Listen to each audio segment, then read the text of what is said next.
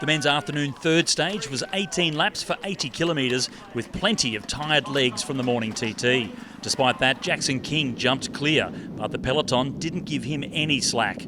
They were all together for the first time bonus sprint, and Tynan Shannon from Royal Bikes got the better of Graham Frisley and Kurt Ether.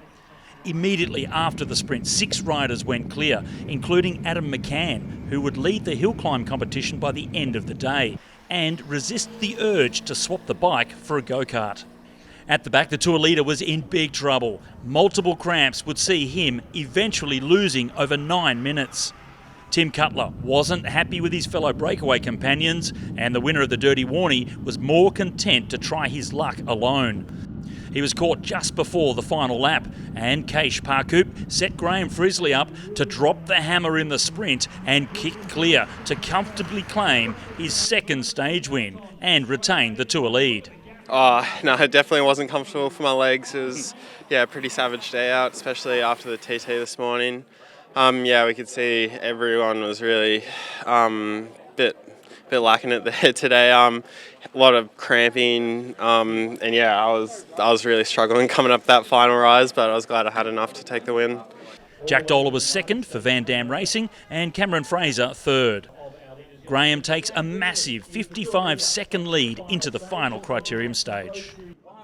The women's third stage was 2 laps shorter than the men's for 70 kilometres, and the majority of the race was dominated by a solo move from Kylie Adair from the Women's Cycling Development Institute and the Balmoral Cycling Club.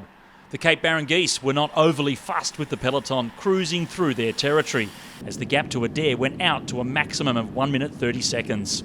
She was eventually caught, and 5 riders tried to get clear, but the peloton wanted a bunch sprint. After Bridge Lane controlled the final lap, ARA Skip Capital took charge in the race to the line, with Sophie Marr sprinting clear of Keely Bennett to claim her first ever National Road Series stage victory. So good. I'm so happy for myself and the team. Wouldn't have been possible without them, honestly. They did such a good job, and after yesterday, we were a little disappointed about how much work we had done. The result really didn't pay off what we did yesterday, but we're so happy with today. This was the goal stage, so we're really happy with it.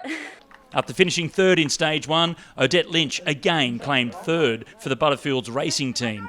Caitlin Nicholson retained the lead of the Tour, but Bennett is now on the same overall time heading into the final day's criterium stage.